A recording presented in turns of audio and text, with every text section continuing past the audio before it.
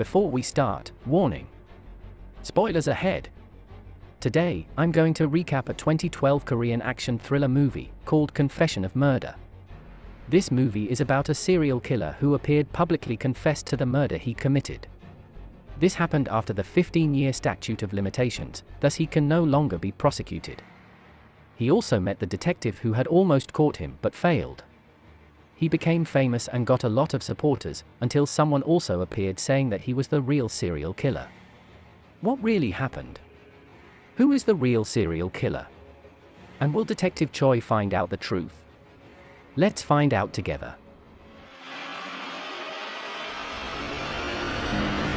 This is Detective Choi. 15 years ago, he was chasing a serial killer who murdered 10 women. While chasing him, he shot the killer in the shoulder. However, he still failed to catch him.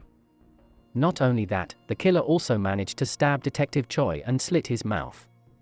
Just like Joker, but only the left side of his mouth. And today, the 15-year statute of limitations expires, so the killer can no longer be prosecuted. Detective Choi can't do anything and can only get drunk. And also, one of the victim's son called Detective Choi in depression, knowing that the statute of limitations expires today. He then decided to jump off the rooftop, ending his life. 2 years have passed. When Detective Choi watches television, he is shocked by the news that the serial killer he's been looking for appears to confess everything he did. His name is Lee. He claims the 10 murders 17 years ago and launches a book I Am the Murderer, containing detailed description of the victims and murders. To prove that, he also shows his wound in his shoulder where Detective Choi shot him with the bullet that's still lodged there. Because of his attractive face and his sincere public apology, he gained many supporters and is growing in popularity.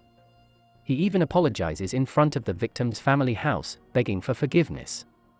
And not to forget, he also visits Detective Choi, whom he previously kept alive with a scar on the face. Detective Choi then spat on him and threw food at him. On the other hand, Mrs. Han, the mother of the 11th victim, who is still missing, is gathering some family members of the victims to plot revenge on Lee. After plotting the kidnapping plan, they finally sneak in while Lee is swimming, and release snakes into the pool. Lee is bitten by the snake, and then rushed to an ambulance. But it turns out that was the plan of the victims' families disguised as ambulance crews. Realizing that, Lee's bodyguards chase after them, along with Detective Choi, who happened to be passing by and saw them. But in the end, they failed and now Lee is held captive by the victims' families. When Mrs. Han is interrogating him where her daughter is and whether he has killed her, suddenly the lights go out. A mysterious man frees Lee and takes him away from there. He then leaves Lee in a room with a note. Don't make a fuss about this incident if you value your life. In front of the media, Lee doesn't dare say anything about his abductor. He says that he was kidnapped by his fans and will not press any charges. And now, Lee and Detective Choi are invited to a television show where they will have an open debate. Some experts are also present to discuss the case. Their debate is quite heated. Until finally comes the question session. A mysterious caller, called Jay, asks Lee a nonsense question. How fast Detective Choi runs the 100 meters, he asked. And after a few questions, he finally threatens Lee not to put on a show, hinting that he is the real serial killer. All were surprised. The families of the victims, the media, and also Detective Choi, who immediately tracks and chases Jay, the caller. But it turns out that the location of the caller is Detective Choi's mother's house. Detective Choi rushes there and finds a note that the killer will slit his mother's throat if he pisses the killer off. He shouts angrily, which makes his mother wake up and she turns out to be fine. From across the building, someone is taunting him. It's Jay. He goes there right away, but left only a tape recorder and a murder knife. In that recording, the 11th victim, Soo-yeon, is being held captive and crying in fear. It turns out that Soo-yeon is Detective Choi's fiancée. They were about to get married before she went missing, being kidnapped by the serial killer, until now. On the other hand, Lee holds a press conference. He says that he lost the knife he used to murder because his safe was broken into.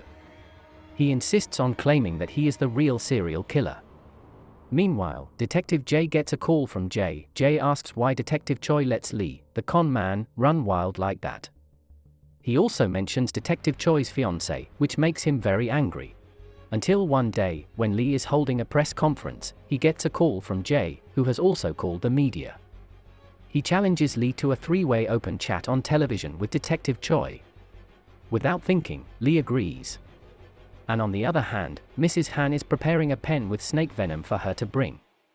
She will come to the debate and kill the real serial killer after the facts are revealed.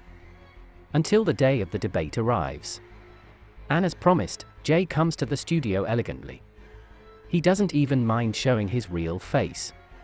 There, to prove that he is the real serial killer, he has prepared evidence.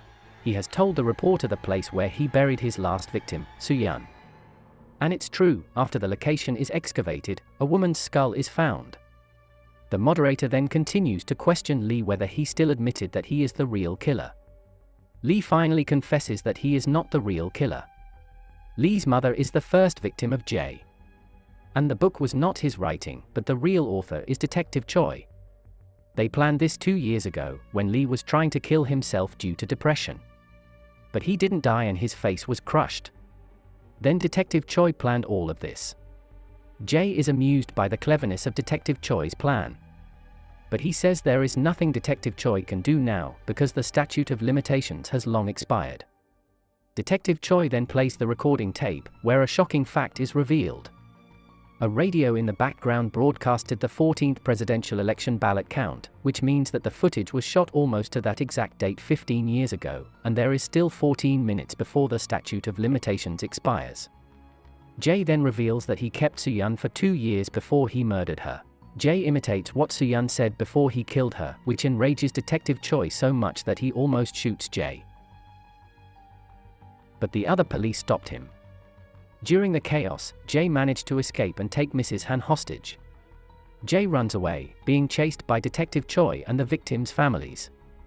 And just like a typical action movie, another intense chase scene lasts quite a while. Like this.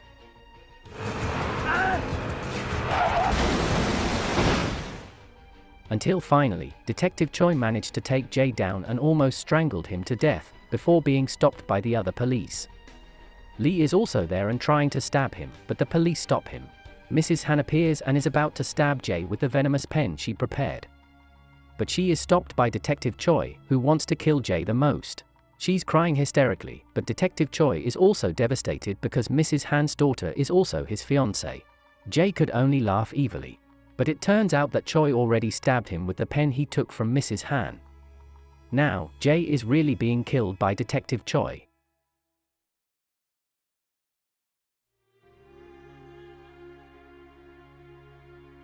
At the end of the story, Choi is released from jail. He is welcomed by all the victims' families and media. And because of him too, the statute of limitations is extended to 25 years. What do you think? Did Detective Choi do the right thing? If you were in his position, what would you do? Make sure to subscribe and turn on notifications so you can watch more videos like this. Thanks for watching, and see you next time.